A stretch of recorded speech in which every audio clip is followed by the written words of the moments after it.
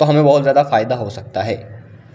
तो इसीलिए जो है हम इसके अंदर अगर इसका एड्रेस स्टोर करेंगे तो हमें प्राप्त होगी सर्कुलर लिंक लिस्ट, यानी एक गोला बन जाएगा, एक लूप बन जाएगा बार बार।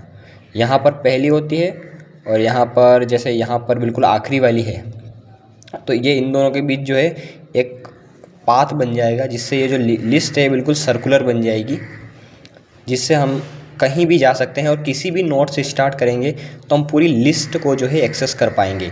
तो यही फ़ायदा है सर्कुलर लिंक लिस्ट का, ठीक है।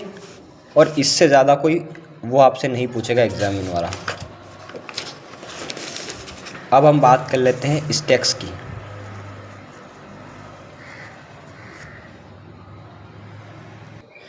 स्टैक्स को कुछ आप इस तरह से समझिए जैसे कि किताबों को हम कैसे जमाते हैं, एक के ऊपर एक के ऊपर एक के ऊपर एक, तो इन्हें ही हम स्टैक्स कहेंगे। तो जो डेटा होता है वो बहुत प्रकार का होता है, अलग अलग प्रकार का होता है और उसे अलग अलग प्रकार से जमाना पड़ता है। जैसे कि किसी को लिस्ट में जमा दिया, किसी को स्टैक्स के अंदर जमाएंगे। ज़रूरी नहीं कि सबको एक ही चीज़ के अंदर स्टोर किया जाए, अलग अलग डेटा के लिए अलग अलग डेटा स्ट्रक्चर होते हैं। तो स्टैक्स होते हैं, स्टैक्स कैसे जमाते हैं, स्टैक्स के अंदर एक ऐसा बॉक्स होता है समझने के लिए। ये जो होता है यहाँ पर इसके सेक्शंस होते हैं।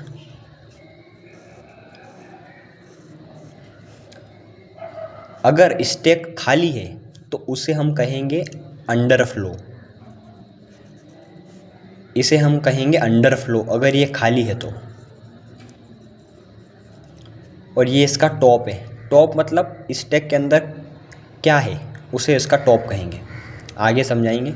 जैसे मैं इसके अंदर एक वैल्यू स्टोर करता हूँ 10, तो सबसे पहले जो वैल्यू आएगी वो इससे होकर यहाँ पर आएगी, 10 यहाँ पर स्टोर होगी। तो इसका जो टॉप है वो यहाँ से हटकर 1 पे चला जाएगा, ये इसका टॉप कहलाएगा, ठीक है। तो स्टैक यहाँ पर डेटा स्टोर होगा। फिर मैं अगर एक दूसरा डेटा डालता हूँ, जैसे मान लो 20 डाला, तो इसका टॉप 1 से हट जाएगा और 2 पे आ जाएगा।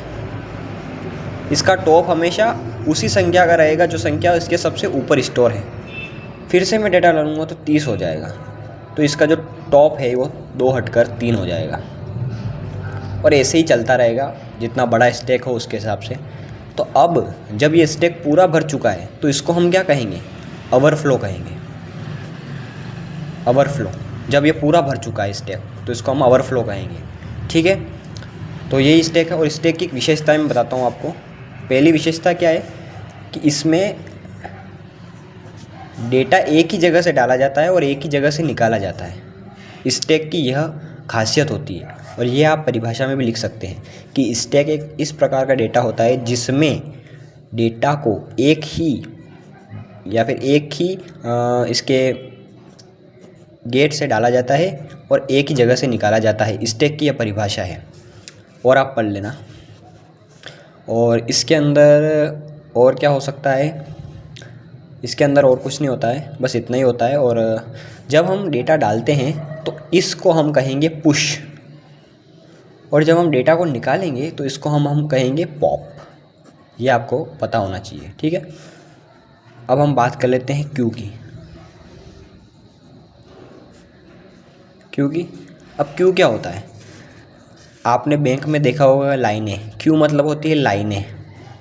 ये लाइन है, कस्टमर की जो लाइन लगी होती है वो बस वही क्यू होती है। बस इसमें थोड़ा सा सजा धजा के इसके अंदर एक पाइप जैसा कुछ होता है,